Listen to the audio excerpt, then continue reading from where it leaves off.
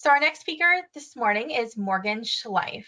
Morgan is the owner of Schleif Photography, a queer woman-owned business located in Fargo, North Dakota. She specializes in capturing vibrant event, small business, and lifestyle imagery. Over the past 8 years, she's worked with a variety of clients, most notably Folkways, Kilborn Group, Midwest Nest, and Solab. In addition to her business, Morgan is deeply embedded in the downtown community and is on the organizing team of Creative Mornings. She's a co-founder of a young entrepreneur group called Stampede and a crew member and artist at Unglued. Pre-pandemic, she filled her time with conversations at coffee shops, discovering new breweries, exploring cities she's never been, and attending live performances. Welcome, Morgan. We're so happy to have you. We can't hear you yet. Hello. Thank you so much for having me, and thank you everyone in the audience for joining. All right, there we are. Alrighty, so like Laura said, my name is Morgan Schleif. I'm the owner of Schleif Photography here in Fargo. I photograph events, brands, and lifestyle imagery. Over the past 8 years, I have had the pleasure to work with clients and discover that my mission is truly to support folks just like yourself, to empower you to authentically capture your brand and share your story so that we can vibrantly market your product and in turn foster a kick-ass community of businesses that we love to exist in. So I think that we can agree that visuals are incredibly important, and it's what we see on a daily basis. And so it's super important to stop the scroll and show up. You want to have images that can stop a mindless scroll and authentically tell your brand's story. So today I am going to give you tips on how to determine your visual content, photograph your brand, and how to make the most out of branding sessions when working with a photographer. There's a lot that I want to tell you today, so definitely take advantage of that rewatch option or screenshot slides that you want to come back to. So before we dive into lighting and logistics, it's really important to have clarity on your brand and brainstorm what you want to shoot before you shoot. Whether you're working with a professional or taking photos on your own, here are questions that we want to think about and answer prior. I walk every single one of my clients through these 7 questions to get them set up before we have a game plan and before we even pick up the camera. And this will help you be intentional, be consistent, and stress less. So the first question is your mission. Who are you and what do you do? So my example here is the Red River Market, whose mission is to create a place where all people can experience the joys of food. The next question is your story or the concept to be told. So I want you to dive in even deeper into that why. So for Stonetown Grill, their mission is inspired by their travels, specifically to Zanzibar. They aim to bring flavorful cuisine from around the world to Fargo, North Dakota, making it an approachable gateway into worldly flavors. So if we see that expansion of that mission, this gives us so much more to work with and understand what we want to infuse into photos. The next one to think about is the overarching tone and vibe. So what do you want to shine through each image? What should your audience feel every single time they see you post something? Think about these different adjectives of do you want to be spunky, personable, elevated, educational, inclusive, worldly, fresh, relatable? There's so many different adjectives that you can pull to help express who you are and what you do. And with those adjectives, we can come up with color, because with color, we have an emotive response. So I want you to think about what palette represents your brand the best. So our example here is Coda Botanics, a CBD company located in Fargo, and we chose to go with a neutral and a bright palette to hopefully let the audience know that this is a relaxing, approachable, clean, modern, organic, and quality product. You can see on the slide that I have different colorful palettes that you can choose from that maybe translate into some of those adjectives that you thought through. The next question is, what are you awesome at? I know you're awesome at so many different things, but what truly sets you apart from those in your industry? Is it your customer service, the way that your product is made, your packaging? We want to document that for sure. So the example here is Off the Deck Hot Sauce, where they make small batch craft hot sauce.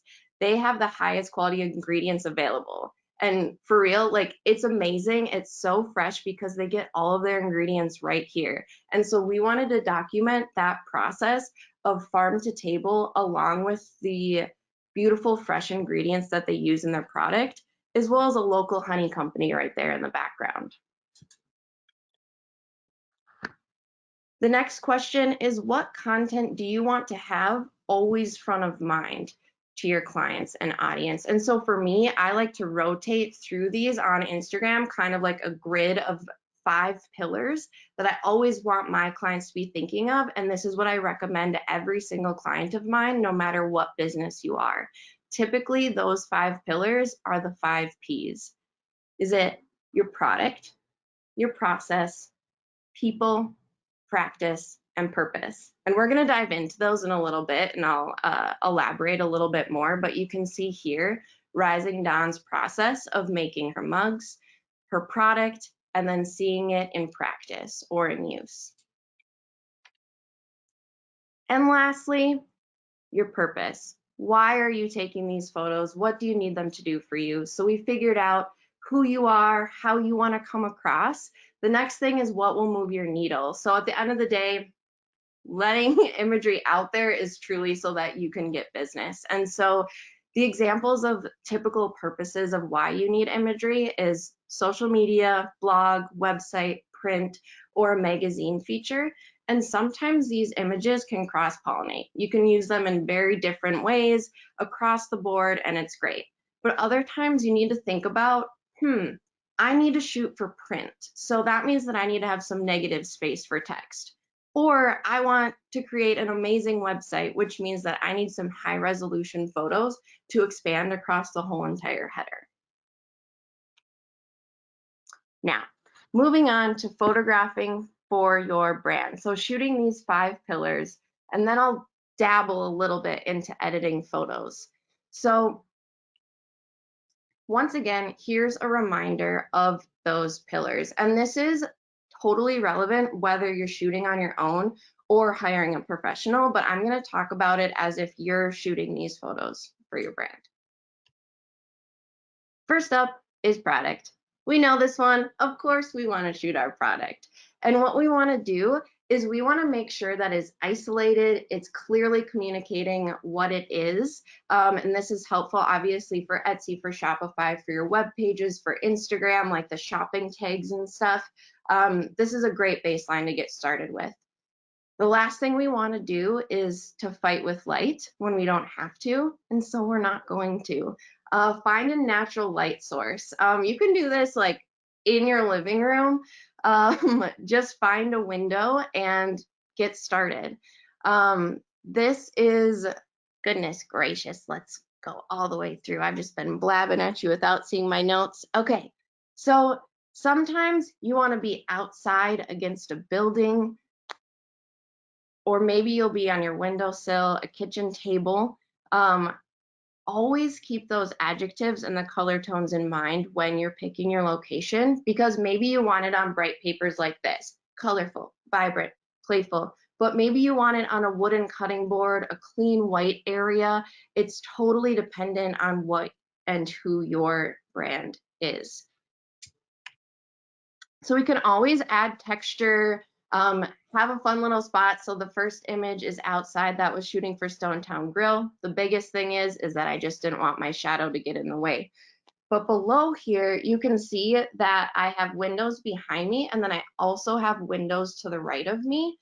But even though that there was a white wall that bounces off light, I still needed a reflector to kind of fill in the shadows. These are only $13, and so it's a super low investment that's going to make your product photos pop. This can be shot with your camera or with your phone. These poster boards are like $7 at any store, and white poster boards can also offer as a reflector to fill in that gap and just make them pop.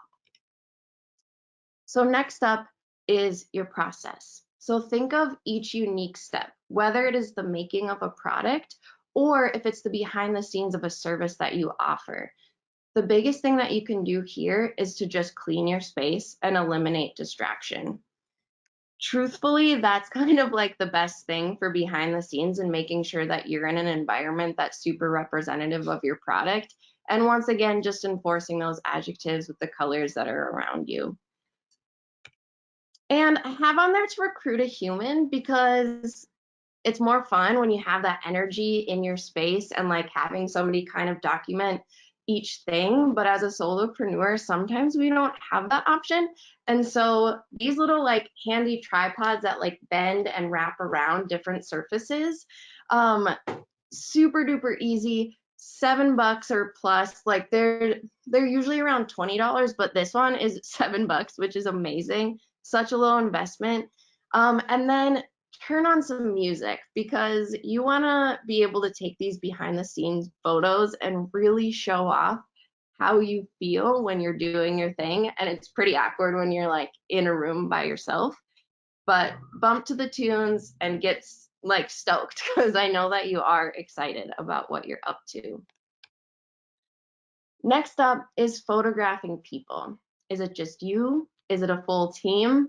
Regardless, people want to know who you are and who's the person behind your business. So when photographing yourself,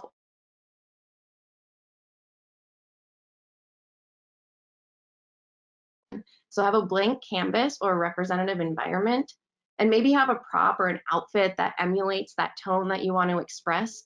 Right here is Sari. She is an energy worker, and we gave her the Lunar Abundance book because it's talking about moon phases and really showing how she interacts with her practice in the world. She's in a dress, so she's definitely elevated a little bit, but it's super comfy. She's sitting down, she's laid back. We hope that she looks genuine and approachable. So having a prop to me always just kind of helps you be a little bit more comfortable because once again, we very much so could be by ourselves with that tripod pointing at us. So turn on the music, get vibey, get dancey, and just record it on video and then screenshot it of whenever you look the most like yourself or how you want to present yourself to the world. Next up is practice or a product in use. With this, we want to think about the environment that your target audience is going to be using your product in. So are you at a house? Are you in a coffee shop? Are you outdoors? Are you in a kitchen space? So with this one, this is a Kanji Naturals tea, and she makes tea for immunity. And so we were like, you know what? We're a sick person in bed. We have our soup, we have our Kleenexes, a really relatable environment and an awesome opportunity to use some immunity boosting tea. And not only did we show these things, but we also expanded the product. We are using it. So like pump that soap, pour the drink, show the ingredients, and make people want to touch it or taste it. And lastly, human interaction is key because you want people to see and visualize themselves actually using the product.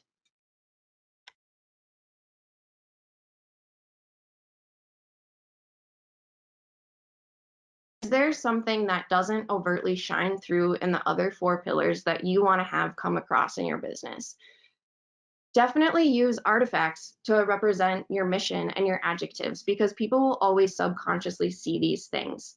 For example, like I have a little like quote thing that says you belong here.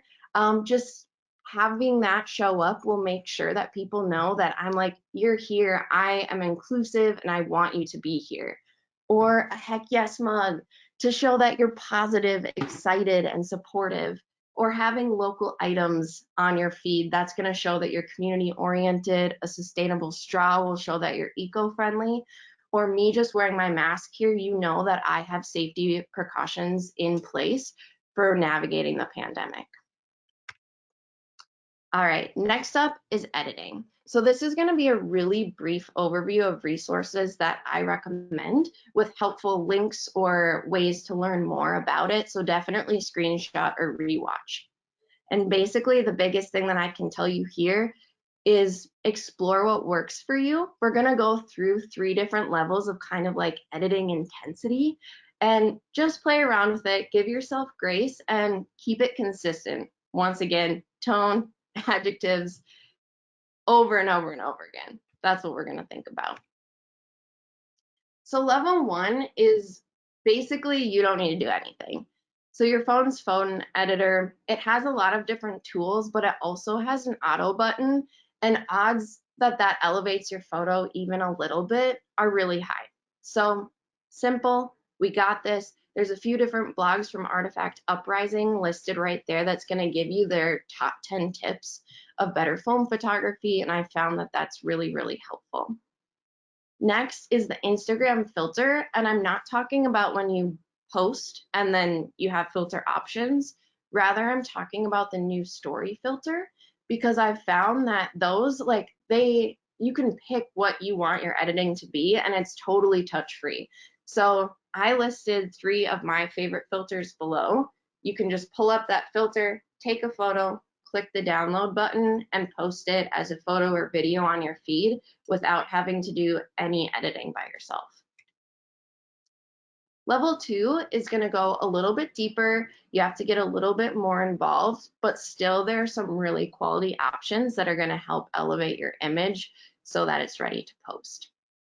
One is VSCO. You do have to pay an annual fee. It's not too large. And this is going to give you a ton of different like recipes or presets, pre-editing tools to make your image pop. And what I love about it is they have a ton of different categories that they're like, oh, if you're photographing urban, here are things that we recommend that you do. Or in this case, this is a nature photo. Here are some things that you should maybe like tap into and try, and we'll make that image pop even more.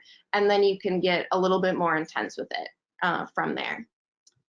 Next is Lightroom Mobile, which is an Adobe product, and it's totally free. And this is going to be one of your biggest tools and the closest tool that to what a professional uses.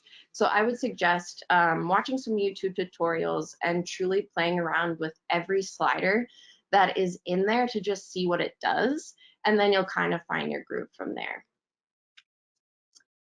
Level 3, this is going to be your most intense, and definitely for if you're using a camera specifically shooting in RAW on your DSLR, is Lightroom. So I use Lightroom all the time. It's my primary editing tool. I very rarely use Photoshop unless there's some little tiny and like really specific things that I need to clean up in an image. If you're feeling like totally intimidated by this, but you're like, Morgan, I like really want to know how to shoot on a DSLR camera, there's a great blog, again, by Artifact Uprising listed below. Or I also offer intro to DSLR and one-on-one Lightroom workshops. All right, last but not least is working with a professional photographer. So when hiring a professional, who should it be? What should they be shooting? And how can you make the most out of it? First up, find a photographer that reflects your adjectives from above, their personality, their vibe, their color tone, and then evaluate their experience in brand photography with specifically the pillars that you're hoping to have them document. What? Focus on what pillar you can't shoot on your own, or what you need to stand out most to your audience. Maybe it's your product photos, maybe it's the way that you do customer service. And then think about your high resolution needs and really take advantage of this time. Are you going to be in a publication soon? Do you have a big event coming up that you want to advertise with? Your phone photos will only go so far, and they can only get so big before they get really pixelated and are unusable in these circumstances. The how. When you are investing in your business, you want to make sure that it's both efficient and effective. And so when you're working with a professional, really think about creating a variety for your feed so that you can use these images for months to come without your audience getting sick and tired of the same exact shoot being posted over and over again. And they're like, I get it, you had one session and this is all you can post now. So tips that I give my clients are to constantly change your clothes as we document different parts of the process, even different headshots. I have people change 3 different times so that you have multiple images to use that reflect a different vibe or you think it's another day. And then find a space that offers multiple sceneries. Once again, sticking with your adjectives and your color tones, but an example is a white wall, a brick wall, this wood flooring, like anything that can give you multiple things so that people think it's in a different space, but you're not shooting for forever as you're like bopping around location to location. And have fun with it. This is so fun to get to have brand photos to legitimize and elevate your business. So don't worry, it's a very casual process. And speaking on behalf of all of us photographers, we know what to do and how to make you comfortable and how to make you shine. So think back to those excellent things that you're great at and share it. I know that it gets intimidating and you get that like fatigue and nervousness, but the more you do it, the easier it'll come to you. And so I hope that after this talk, you feel a little bit more confident to capture your brand. If you're still feeling overwhelmed, practice really does make perfect. It's okay that your initial photos might not be great. But if you're like, Morgan, I don't have time for this, I know somebody who does, and I would love to connect with you. So for the rest of the month, if you mention the Lady Boss Marketing Lab, I will give you 20% off your first brand photo session. Thank you so much for listening. Please let me know if you have any questions. Thank you, Morgan. We do have some questions. First one, she writes, Morgan, I'm a florist and I want to show off my flowers and photos that wedding photographers take. But a lot of the time they have very different editing styles. How do you suggest creating cohesive content with different photographers' editing styles? That is a wonderful question. And I would say, you know, we have these we have an awesome opportunity when we're getting high resolution images from multiple photographers. So definitely don't not use those because that's amazing. But maybe use the ones that emulate your style the most frequently. So if your style is really light and bright, take advantage of those photos and like intermix those into your feed a lot more to just show that, hey, this is how I'm going to serve you. But you also know that in the wedding industry, there's so many different types of photographers, and you're serving all of those couples. And so if they're really into the moody and they want those like deep reds and roses, you want to say that, hey, I serve you too. So don't be afraid to also include those photos. And if you're like, oh, I don't want it to like mess it up and whatever, that's fine. Just include them on different spaces of your website. Next question is, should your color palette be reflective of your logo? Yes. I I think that the more that you have your business, the more that you're gonna realize how you come off to people. I just updated my logo to finally reflect who I am, like this year. Shout out to Cara Lee, who I know is listening. And before I had like a really dull gray, super simple, didn't invest in it at all. And then now I have like this really bright orange, vibrant color palette that you've seen the whole time because I finally was like, oh, that reflects me the best. That's what people see when they see me. And so if your logo isn't currently reflecting your color palette and how you come across and how you want to serve your people, I would look into updating your logo. How would you recommend photographing content for a business that is service driven? Great question. That's exactly what I get brand photos for, is that I'm a service and not a product. And so really look into those 5 pillars, and they're super easily applicable to a service. So when you think about your product, that's just showing what your service result is. So for me, I share my images that I take, but that process is the behind the scenes of the service that you're doing. And so maybe it's not the lead up or like the making of, but you do different things with your service. So for me, it would be capturing editing and my organization, and when I meet with clients and I'm super engaged and excited to see them and create things, and then behind the scenes of me actually photographing. And so break through those pillars. I know it's not as obvious, but you'll be able to find things that you can apply to service-based as well. And I would love to talk more about it too. Do you have any places, Morgan, that you go to buy colorful matte, not shiny boards to shoot products on?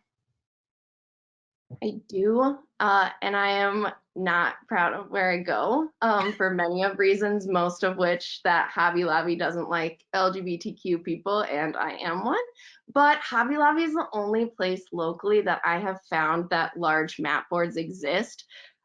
So that's where I go now. I offset it by donating the same amount that I spend at Hobby Lobby to other places that they maybe don't support, but that's the only place I've found so far.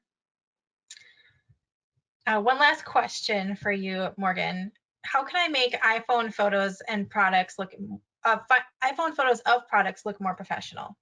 Ooh, great question. So something that I did not include on here is a light box. Amazon Basics has great light box options. What it is it gives you 3 different panels and it like completely gives you balanced lighting. And I have one, I believe mine was $200, but it was because it was really big. But you can get smaller ones and you can get colored backdrops and all that jazz, but you can also just shoot on white. And I found like I practiced with just my iPhone first and was amazed at what it could do. If you just like tap on your product and then pull your exposure up, it basically gives you like a crystal clear image right off the bat. But then you can go in and just edit on your phone, like amp up that contrast, amp up the exposure, bring down the shadows a little bit, and that'll make a world of difference. Awesome. Well, thank you so much for all the great tips this morning.